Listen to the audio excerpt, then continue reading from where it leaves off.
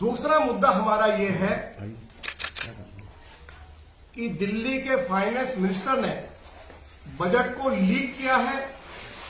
उन्होंने गोपनीयता की शपथ ली है और उन्होंने मीडिया को यह जानकारी दे दी कि हमने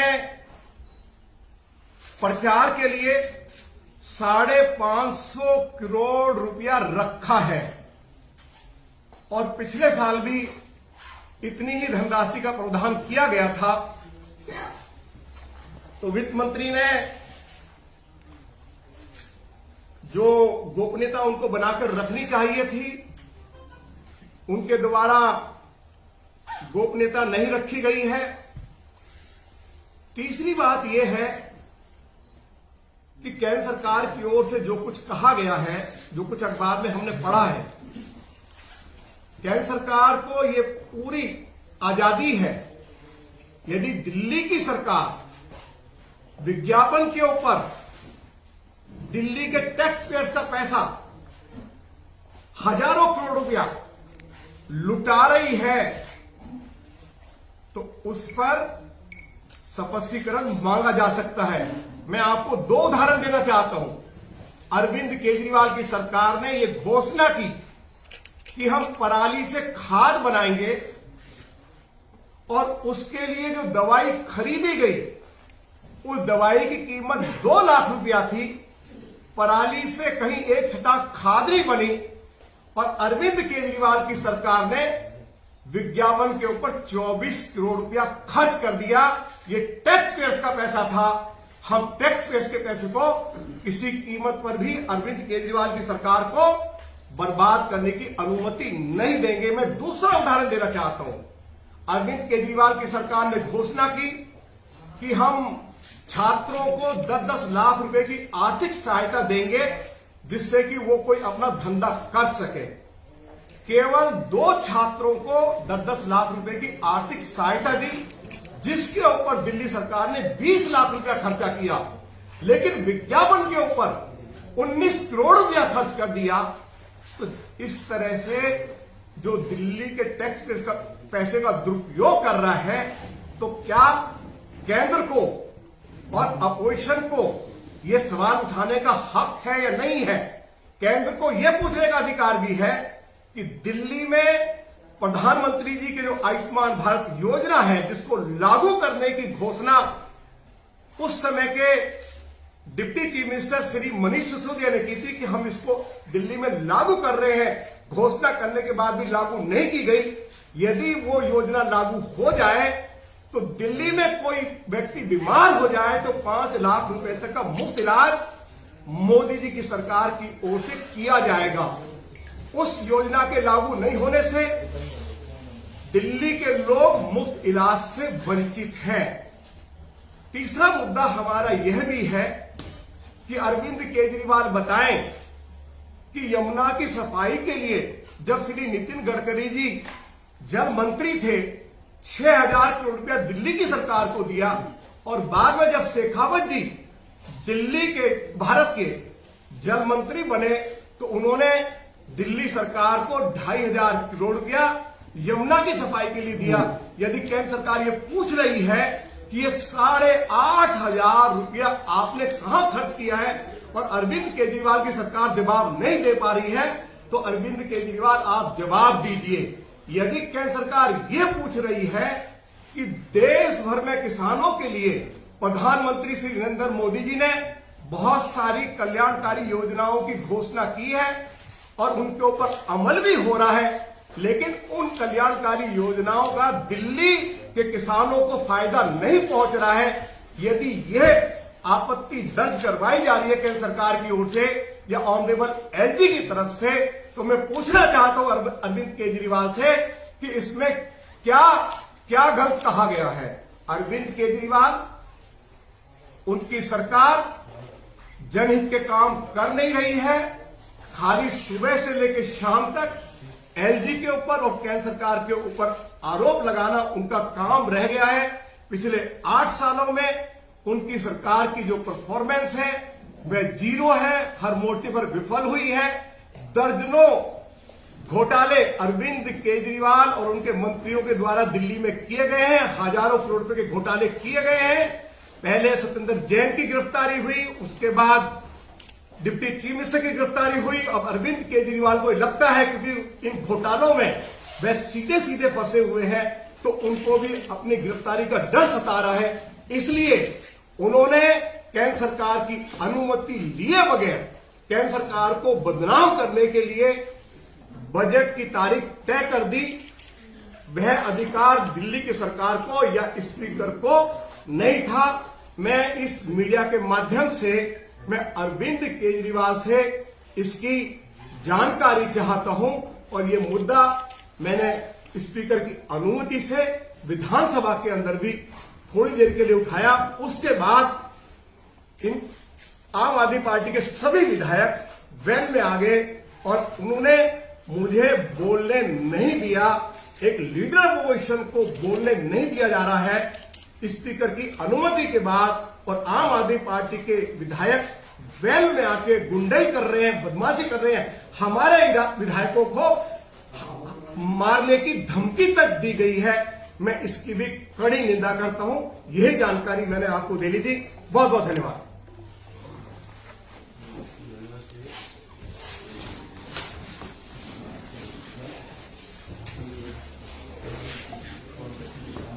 ये माइक जरा नीचे कर देना, हिंदी खबर वाला। साथियों, यहाँ दो इश्यूज हैं।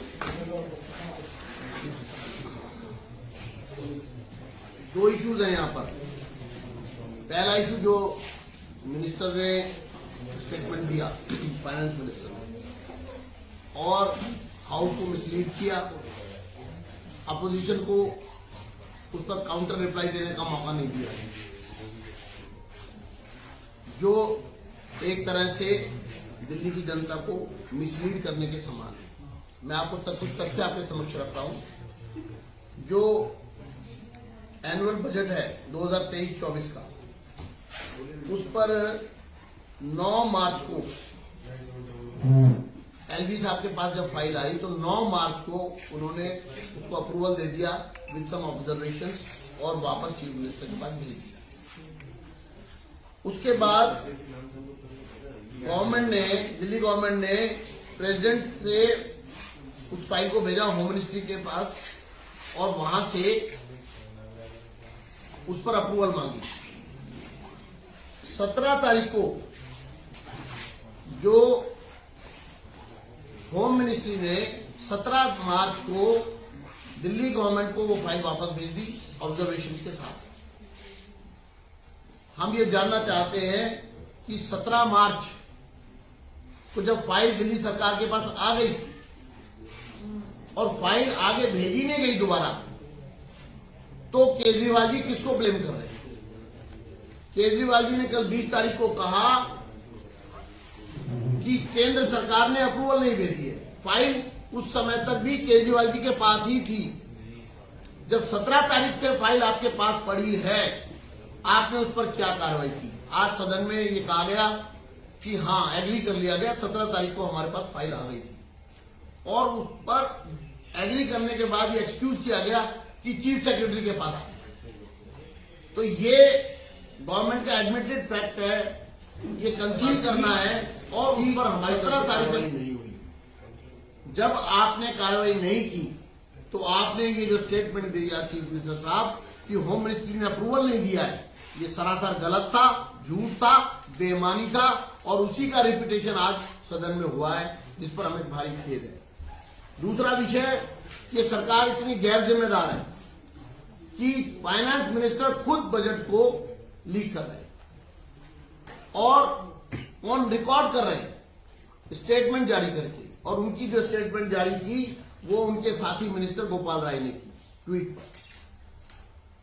ऐसा कैसे हो सकता है कि जिसको बजट पेश करना है, बजट हाउस की प्रॉपर्टी है, हाउस की पटल पर ही बजट पेश हो सकता है, वो वही पब्लिक हो सकता है, उससे पहले नहीं हो सकता। तो फिर आपने ये स्टेटमेंट जारी करके बजट के जो फैक्ट्स थे वो पब्लिक क्यों किए? हमने इस पर ब्रीच ऑफ प्रिविलेज का नोटिस दिया। देखिए हैरानी की बात कि नोटिस मिलने के बाद तरह तरह की अड़चनें लगाई गई। पहले कहा कि आपने इसको अंडर विच रूल, इस पर रूल मेंशन नहीं किया है, इसलिए हमने उसको हम कंसीडर नहीं करेंगे। लेकिन रूल उस पर मेंशन था। जब हमने उनको कहा कि ये अंडर रूल 66 ये लिखा है ब्रीच ऑफ प्रिविलेज के नोटिस पे, और जब मैंने लिख दिया गया ब्रीच ऑफ प्रिविलेज, तो एक मेंबर से आप ग्रेविटी देखिए, सेंसिटिविटी देखिए, उसकी अर्जेंसी देखिए। आप मुद्दे के ऊपर तो जा ही नहीं रहे। आप कभी कहते हैं कि 3 घंटे पहले नोटिस आना चाहिए। रात को अगर अकरेंस हुई है, एक फॉल्ट हुआ है, एक ब्रीच हुई है 11 बजे या 10 बजे, जितने बजे भी हुई है, तो ये आप कैसे एक्सपेक्ट कर सकते हैं कि वो 3 घंटे पहले उसका नोटिस हो सकता है? जबकि एक्ट में 69(1) में साफ लिखा है कि स्पीकर जो है मैटर की अर्जेंसी को देखकर फ्लोर पे भी ब्रीच ऑफ प्रिविलेज के नोटिस को एक्सेप्ट कर सकता है। तो दूसरा उनका जो ऑब्जेक्शन था वो भी सस्टेनेबल नहीं है। और तीसरा क्लरिकल मिस्टेक, कोई शब्द अगर कम या ज्यादा लिखा गया, लेकिन जब उसके साथ साथ हमने ये 3 चीजें बताती है कंडीशन ऑफ एडमिसिबिलिटी। पहला, ग्रहणता की शर्तें, प्रश्न किसी हाल ही में घटित निश्चित विषय तक सीमित हो, यानी कि कंडीशन ऑफ एडमिसिबिलिटी में पहला कारण क्या होना चाहिए कि हाल ही में कोई घटना ऐसी घटित होनी चाहिए जिस पर नोटिस हो। हाल ही में घटित हुई थी रात को ही। दूसरा, सूचना के विषय से विशेषाधिकार हनन अथवा अवमानना का प्रश्न प्रथम दृष्टया बनता हो, प्राइमा फेसी बनता हो। प्राइमा फेसी इसमें है कि भाई ये उन्होंने स्टेटमेंट जारी करा, ब्लैक एंड व्हाइट में है, उसमें फिगर्स दी हुई है, फैक्ट दिया हुआ है, उसमें लिखा गया है कैपिटल एक्सपेंडिचर बाई, जो भी इसमें फिगर लिखी गई है, मैं आपको रिपीट नहीं करना चाहता, तो प्राइमा फेसी है। और तीसरा है, ऐसे मामले में सदन का हस्तक्षेप आवश्यक है। नेचुरल बात है, जब अवमानना सदन की हुई है तो सदन का हस्तक्षेप बनता है। ये 3 रीजन रूल बुक में है, ये तीनों रीजन फैक्चुअल है, on the basis of facts है। अगर मेरा नोटिस रिजेक्ट कर रहे हैं तो ये एडमिसिबिलिटी जो है इस पर रिजेक्ट करिए। इनमें से अगर 3 है, इन तीनों में से एक भी नहीं बनता। लेकिन वहां जिस तरह से गाली गलौज की गई मेरे बारे में, मुझे मार्शल आउट किया गया और उसके बाद मुझे कोई सूचना भी नहीं दी, और फिर कहते हैं वो आए नहीं। अरे आपने मुझे कोई सूचना, मुझे इंफॉर्मेशन, मुझे आप दिख रहा, बताइए क्या कोई आपके ऑफिस से कोई फोन आया है, आपने किसी व्यक्ति को मेरे पास भेजा है, कोई फॉर्मली मेरे पास, जब आप मुझे रूलिंग दे के मार्शल आउट कर चुके हैं और फिर आधे मिनट में कहते हैं कि वो आए नहीं, और फिर रूलिंग सुना देते हैं रिजेक्शन की। और एडमिसिबिलिटी का एक भी रीजन इसमें नहीं है। कंडीशन ऑफ एडमिसिबिलिटी सारी पूरी होती है। इसका तो मतलब साफ है कि ये सरकार गुंडागर्दी में उतर आई है। एक तरफ बजट अपने पास रख लेते हैं, बजट को पेश नहीं करते, ड्रामा कर रहे, लोगों को बेवकूफ समझ रहे हैं क्या, जनता को, कि आप बजट आपके अपने पास ही पड़ा है और अप्रूवल कहते मिनिस्ट्री से नहीं आई। हम गृह मंत्रालय से मांग करते हैं पूरे मामले की जांच होनी चाहिए, इसकी सीबीआई जांच की मांग करते हैं पूरे घटनाक्रम की। बजट कोई साधारण मामला नहीं है, लेकिन अगर बजट पेश करते वक्त भी कोई सरकार इस प्रकार से निकम्मी है तो इनको सरकार में रहने का हक नहीं है। इसका मतलब ये हर चीज को बहुत मजाक में ले रहे हैं, उस पर राजनीति कर रहे हैं। ब्रीच ऑफ प्रिविलेज होती है, एडमिसिबिलिटी का एक भी कंडीशन ऐसी नहीं जो फुलफिल नहीं हुई हो, उसके बावजूद भी सदस्य को पूरी तरह से उसका मनोबल तोड़ने के लिए तरह तरह के आरोप और लांछन लगाए जाते हैं। कंप्लेनेंट के अगेंस्ट अगर इस तरह से होगा तो सहन नहीं हो सकता। केजरीवाल जी इसका जवाब दो, ये सब केजरीवाल के इशारे पर हो रहा है, गुंडागर्दी हो रही है और हम इस गुंडागर्दी को बिल्कुल सहन नहीं करेंगे। धन्यवाद। नमस्कार साथियों, माइक सबका आगे कर दिए। ठीक। नमस्कार साथियों, मैं आदरणीय रामवीर सिंह जिगरी जी और आदरणीय धीरेन्द्र गुप्ता जी के बातों को आगे बढ़ाते हुए मैं इतना बताना चाहता हूं कि business LOB list of business committee का मैं मेंबर हूं, और जब बिजनेस कमेटी की मीटिंग हुई उसमें मेरा अटेंडेंस भी लगा हुआ है, तो वहां मैंने पूछा था विधानसभा अध्यक्ष से कि बजट इस सत्र में आएगा तो हाँ, सरकार ने सारी तैयारी कर ली है और विधानसभा तभी बुलाया जाता है जब सरकार का आग्रह आता है कि हम ये बिजनेस को लेके आने वाले हैं। मेरा सिर्फ इतना ही कहना है कि 7 मार्च को हमें नोटिस मिला था कि बजट सत्र 17 से शुरू होगा। 10 मार्च को हमें सब कुछ मिल गया था कि बजट किस दिन पेश होगा, इकोनॉमिक सर्वे कब आएगा, सब कुछ हमें मिल गया था। मैं पूछना चाहता हूं कि क्या मंत्री जी हवा में ही सारा निर्णय लेके और स्पीकर साहब को भेज दिया चिट्ठी कि बजट सत्र बुला लो? बजट के लिए प्रावधान है कि आप पहले बजट तैयार करेंगे, एलजी से अप्रूवल लेंगे, फिर एमएचए से अप्रूवल आएगा, उसके बाद बजट पेश होगा। ये संवैधानिक व्यवस्था है, इसमें कोई पार्टी कोई व्यक्ति नहीं इन्वॉल्व है। संवैधानिक व्यवस्थाओं को छोड़ के अपने ढंग से सदन को चलाना, यानी कि स्पीकर को भी गलत सूचना देना, दिल्ली के 70 एमएलए को गलत सूचना देना और मीडिया के माध्यम से पूरी दिल्ली की जनता को गुमराह करने का काम इस फाइनेंस मिनिस्टर ने किया है और उस पर कार्रवाई होना चाहिए। ये आरोप प्रत्यारोप का खेल खेलकर दिल्ली की जनता के मन स्थिति के साथ नहीं खेलना चाहिए इस सरकार को। और इस सरकार ने एक बात और साबित किया है, ना ही उनको संविधान का ज्ञान है, ना ही उनको विधानसभा चलाने का ज्ञान है, और आके हाउस में हमारे नेता प्रतिपक्ष को रोक रहे बोलने से। पिछले 3 दिनों से उनके मेंबर वेल में आके मिसबिहेव कर रहे हैं, तरह तरह के प्ले कार्ड दिखा रहे हैं। लोकसभा विधानसभा अध्यक्ष कोई कार्रवाई नहीं कर रहे, कोई भी कार्रवाई। मेरी सीट पे आ गए, सीट पे आए, उन्होंने प्ले कार्ड से चिढ़ाने का प्रयास किया। मेरा सिर्फ इतना ही कहना है कि दिल्ली की भोली भाली जनता को बेवकूफ बनाना ये सरकार छोड़े और ये सरकार जो संवैधानिक व्यवस्था है उसके अनुसार काम करे। दोषारोपण करके आप भाग नहीं सकते। बजट पेश नहीं कर पाना इस सरकार की विफलता है। दिल्ली के इतिहास में आज काला दिन है कि ये सरकार फेल हो गई। 17 तारीख से लेकर 20 तारीख तक फाइलों को दबा के रखी गई और 20 तारीख के शाम में एक नाटक शुरू हुआ कि एमएचए ने ऑर्डर नहीं दिया। अरे भाई, फाइल आपके पास पड़ा है तो एमएचए कहां से ऑर्डर देगा?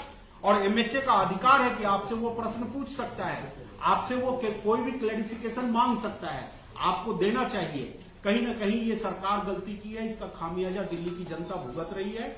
और मैं यही मांग करता हूं कि वित्त मंत्री